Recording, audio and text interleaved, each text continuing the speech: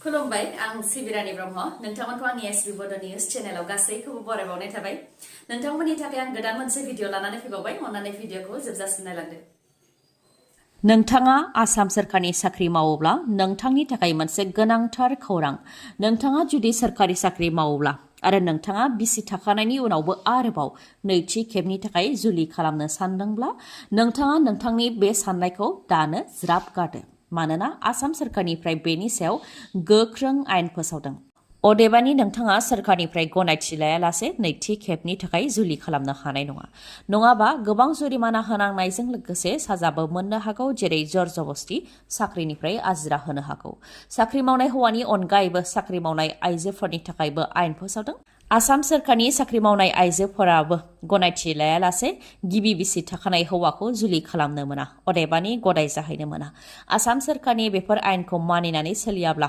Disciplinary अथरिटिया बिफानारि राहा लागोन साजाया जाहैबाय जर जबस्ति साख्रिनिफ्राय आजिरा एबा रिटायार होनायबो जानो हागौ होननानै फोरमायथिदों बेनिखायनो नोंथाङाबो सोरखारि साख्रि मावोब्ला गदाय लानाय बा गदाय जानो साननायखौ दानो थारलायै बावगारदो आरो बे आयेनखौ मानियाब्ला नोंथांनो जर जबस्तियै साख्रिनिफ्राय आजिराबो होनो हागौ बेनि थाखाय additional chief secretary to government of Assam Neeraj बर्माया अफिस मेमरेन्डामनि गेजेरजों फोसावदों आसाम सिभिल सार्भिस रुल 1965 नि रुल 22 नि बायदिब्ला सोरखारि साख्रि मावनाय हौवाया बिसि थाखानायनि उनावबो नैथि खेबनि थाखाय जुलि जानो सानदोंब्ला जुलि जानायनि सिगांनो सोरखारनिफ्राय गनायथि लानो नांगोन 2020 मायथाइनि 27 जानुवारियाव एनडिबिफोरखौ लानानै बिटिआर गोरोबथा जादोंमोन दा बिटिआर गोरोबथा जानाया 4 बोसोर जानायनि लामायाव नाथाय जाय एनडिबिफोरखौ लानानै सरकारजों गोजोन गोरोबथा जादोंमोन बिथांमोनखौ आखायाव खुरै लानानै मागिनांनायखौ नुनो मोननाय जादों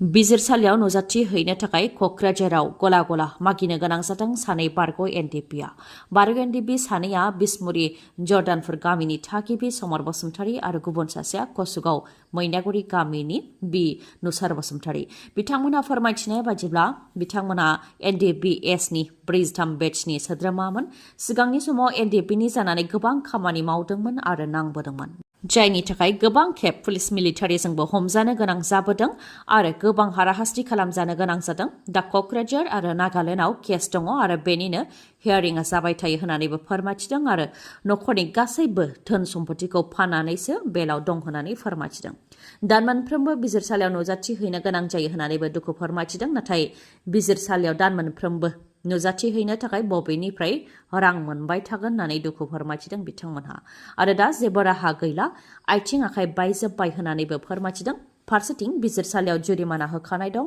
न'खरनि गासैबो धन सम्पतिखौ फाननानैसो बिजिरसालियाव होदों बेराफारसेथिं सोरखारनिफ्राय रिहेबिलिटेसन होनायखौबो मोननो हायाखै नासयजागासिनो दं होननानै फोरमायथिदों बेनिखायनो सोरखारा जाहाथे थाबैनो अनसुंथाइखौ होयो बेनि थाखाय सोरखारनिसिम खावलायहरदों बिथांमोना फोरमायथिबावदों दि बिथांमोनहा एनडिबिएसनि 43 बेचनि जाय जोबथा बेचमोन जेराव 11 सोद्रोमाफोर दंमोन बेनि उनाव 2018 आरो 2019 मायथाइयाव नागालेन्डनि जोबथेसालिनिफ्राय गनायनि उनाव एनडिबि पिडि हिसाबै धीरेन ग्रुपनि कारिगावनि केम्पआव दंमोन लोगोसे बिथांमोना फोरमायथिबावदों दि 2013 मायथाइनिफ्राय जेब्लानिफ्राय सोरखारा अपारेशन खालामदों बबे गामियाव एनडिबि दं बेखौ सोरखारा मिथिखायो नाथाय रिहेबिलिटेसननि बेलायाव सोर दोनखुमानो नागिरदों बेसो सोंथि होनानै सोंथि खालामो जेरावनाखि 43 बेचआनो एनडिबिएसनि जोबथा बेचमोन नाथाय एनडिबि फारिलाइ बानायनायाव 56-57 सिम हालागै बेच ओंखारदों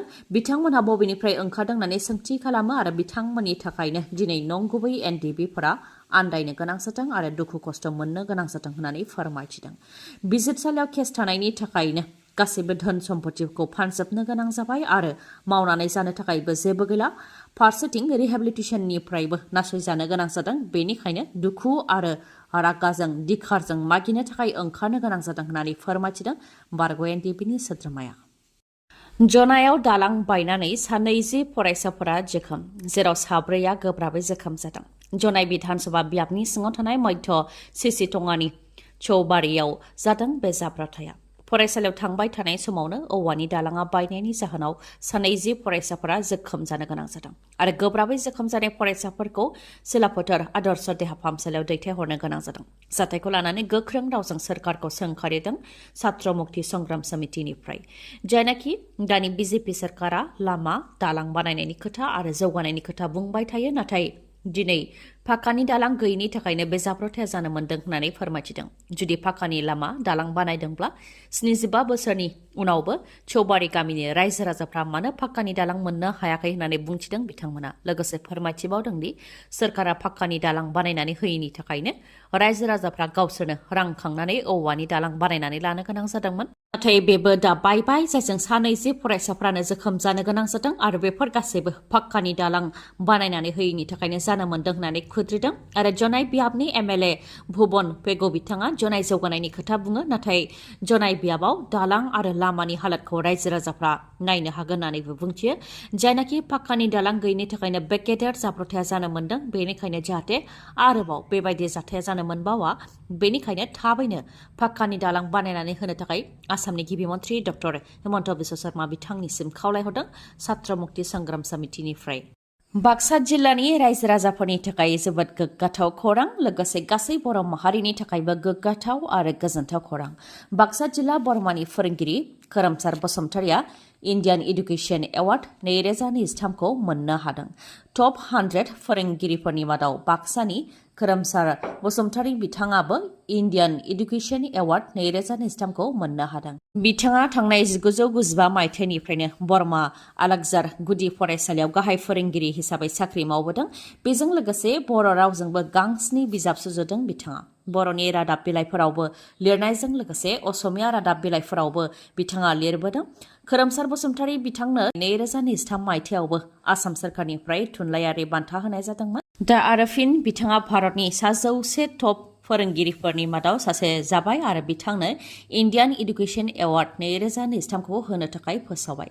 बिथांनि बे बान्थाखौ मोननो हानाया जों गासै बर' माहारिनि थाखायनो गोग्गाथाव।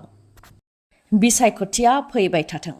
रायजोआव आरो हादराव खनले बिसायख'थि जाथों। मानोना बिसायख'थि फैयोब्लासो जौगालु खामानि मावनायफोरखौ नुनो मोननाय जायो आरो बिसायख'थि फैयोब्लासो रायजो राजानि दुखु सुखु जेंनाखौ सुस्रांनो थाखाय बायदि राहा लानायखौ नुनो मोननाय जायो। थिग बेबायदिनो राजस्थानावबो कंग्रेस सोरखार अशोक गेहलतनि गेदेर फोसावनाय। कंग्रेसनि सोरखार फैयोब्लानो माखासे खामानिफोरखौ मावफुंनो रादाय होदों बिथाङा। रादायफोरा जाहैबाय दा उजाला आइजोफोरनोल' 500 राङाव गेस सिलिन्डार होनाय जायो, नाथाय कंग्रेसनि सोरखार फैयोब्लानो उजालाल' नङा, गासै 1.5 लाख न'खराव 500 रांनि गेस सिलिन्डार होनाय जागोन होननानै खोथा होदों बिथाङा आरो न'खरनि गाहाय आइजोफोरनो बोसोरसेयाव 10,000 रां होनाय जागोन आरो बेखौ 2 किस्तियाव होनाय जागोन होननानैबो खोथा होदों बिथाङा। राजस्थाननि गिबि मन्थ्रि अशोक गेहलत बिथाङा बेफोर रादायखौ होनायनि अनगायैबो बे हाबाफारिनिफ्रायनो प्रियंका गान्धीआबो फोरमायथिदों दि इन्दिरा गान्धी गेस सिलिन्डार साबसिडिनि गेजेरजों कंग्रेस सोरखारनि समाव 500 राङावनो गेस सिलिन्डार होनाय जायोमोन, नाथाय बेखौ बिजेपि सोरखारा बांहोनानै 1,200 रांसिमहालागै बांहोदों।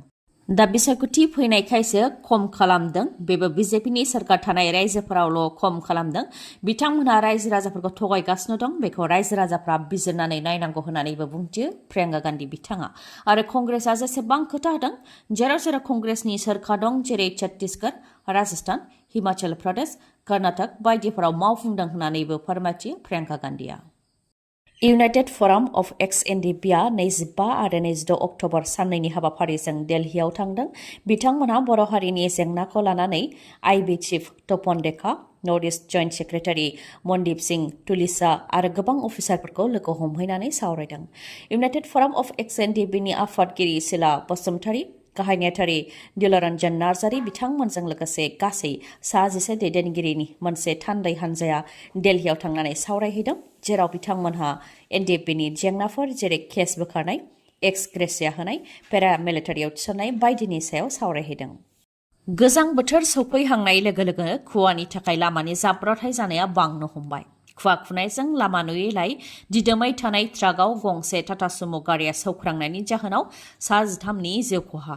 13नि मादाव सासे 6 बोसोर बैसोनि हौवासा, 4 आइजोफोर, सासे फरायसा आरो आद्राया हौवाफोर। टाटा सुमो गारिया दिदोमै थाथ'नाय सिमेन्ट मिक्स खालामग्रा ट्राकआव सौख्रांनायजोंनो ड्राइभारजों लोगोसे गारियाव थानाय गासैबो थैनो गोनां जादों। बे जाथाया चित्रावती जंक्शनाव जादों। रिपर्टनि बायदिब्ला बेंगालुरु हायद्राबाद नेशनेल हाइवेआव ट्राकआ थाथ'नानै दंमोन। बेयावनो टाटा सुमो गारिया सौख्रांफैदों, जायजों सा 13नि मादाव सा 11आनो जायगायावनो जिउ खोमानांदों आरो सानैया देहा फाहामसालियाव जोबथा हां लाहैदों। रिपर्टनि बायदिब्ला टाटा सुमोआव गाखोनाय सुबुंफोरा माखासेया लेबारमोन।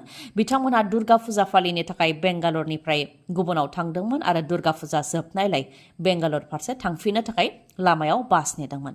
बेयावनो टाटा सुमो गारि फैनायलाय टाटा सुमोआव बिथांमोनहा गाखोनानै बेंगालुरु फारसे फैगासिनो दंमोन। बेयावनो लामा ससेयाव बे जाब्रबथाया जानो मोन्दों, जायजों टाटा सुमो गारियाव थानाय गासैबो सुबुंफोरानो थैनो गोनां जादों। बाक्सानि सालबारि काटाझार गामियाव सिखावनि उदखार। गंसे नङा, गंनै नङा, गोबां नखराव सिखावनि उदखार। थांनाय माखासे साननिफ्रायनो सिखाव उदखार खालामबोनायखौ फोरमायथिदों रायजो राजाफ्रा। सोरनिबा न'आव बासन बर्तन खावदों, सोरनिबा न'आव इनभार्टार बेटारि खावदों। बेबायदिनो बायदि मुवा बेसाद आइजें आइला खावनानै लांनायखौ रायजो राजाफ्रा फोरमायथिदों। दा फिन खगेन चन्द्र बर'नि न'आव सिखाव हाबदों। सिखावा इनभार्टारनि बेटारिखौ खावनानै लांनायजों लोगोसे इनभार्टारनि बेटारिखौ थिखोनानै लांनो थाखाय न'आव थानाय थेलाखौबो खावनानै लांदों। बिथांनि न'आव सिखाव खावनायनि सिगां अशक बर', कल्पनाथ मुसाहारि, बिनद मुसाहारि आरो सबल दैमारि बिथांमोननि न'आवबो सिखाव हाबदों, जेराव सिखावा बेसेन गोसा कासनि बासन बर्तन खावनायजों लोगोसे गुबुन गुबुन मुवा बेसादफोरखौबो खावनानै लांदों, जायखौ लानानै गिखांनाय फोरमायथिदों काटाझार गामिनि रायजो राजाफ्रा। पुलिसा जाहाथे रायजो राजाफोरखौ रैखाथि होयो आरो पेट्रलिं होयो, बेनि थाखाय रायजो राजाफ्रा खावलायदों। मानोना सिखावा बबे समाव सोरनि नखराव हाबनानै मा खावनानै लांगोन बेखौ साननानै गोजोन गैयै थासारि सोमजिदों होननानै फोरमायथिदों। सावरायनो गोनांदि मोनफ्रोमबो जायगाफोरावनो सिखावनि उदखारा बांदों। सान हर सिखाव जानायखौ जों खोनानो मोन्दों आरो सिखाव बांनायनि मोनसे जाहोनानो जाहैबाय ड्राग्स जाग्रा बा गान्जा जाग्राफोरनि बांनाय। ड्राग्स जाग्राफ्रा रांनि आंखाल जानानै जेराव मेरावनो सिखाव खावनायखौ नुनो मोननाय जाबोदों आरो जेसेबांनो निसा लानाया जोंनि समाजाव बांगोन एसेबांनो जोंनि समाजा गिथावनासिन जालांगोन। बेनिखायनो निसा बा फेग्रा जानायखौ होबथानाया जों बयनिबो बिबान। गोजोन्थों खौरां। बङाइगाव जिल्ला मानिकपुरनि मानास अट' श'रुमा लन काम एक्सचेन्ज मेला खुंनो आखायाव लादों। फुजानि थाखाय जोबोद मोजां मोजां अफार होदों मानास अट' श'रुमाव। नोंथाङाबो फुजानि थाखाय मटर साइकेल बा स्कुटि बायनो सानदोंब्ला मानास अट' श'रुमनिफ्राय गोदान मटर साइकेल बा स्कुटिखौ बायनो हागोन। नोंथाङा जुदि गोजान जायगानिबा बा मानिबा जाहोनाव श'रुमसिम फैनानै गोदान मटर साइकेल बा स्कुटिखौ लांफैनो हायाखैबा नोंथाङा जिंगासिनांगौनि जेबो गोनांथि गैया। मानोना मानिकपुरनि मानास अट' श'रुमा नोंथांनि थाखाय हम डिलिभारिनिबो राहा खालामनानै होदों। बेनि अनगायैबो जायखिजाया कम्पानिनि गोजाम मटर साइकेल बा स्कुटिखौ नोंथाङा सोलायनानै बे फुजानि समाव गोदान मटर साइकेल बा स्कुटिखौ नोंथाङा मोननो हागोन।